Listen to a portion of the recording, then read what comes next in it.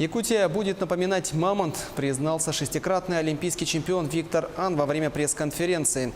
В рамках визита делегации конькобежного спорта президент Федерации Алексей Кравцов отметил большой потенциал якутских детей и в целом развитие шорт-трека в Якутии. Сегодня было подписано соглашение о сотрудничестве между Федерацией конькобежного спорта России и Министерством спорта Республики.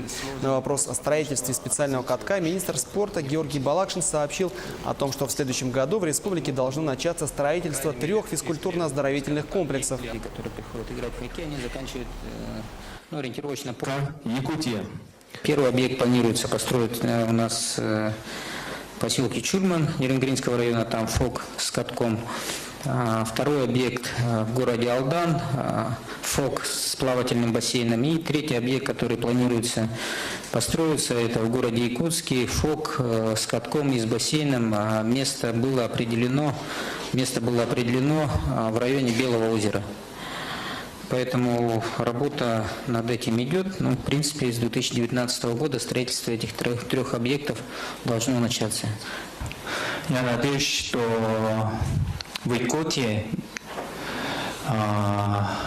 будет стать олимпийский чемпион и чемпион мира. Много чемпионов. Тогда я думаю, что очень круто в Якутии.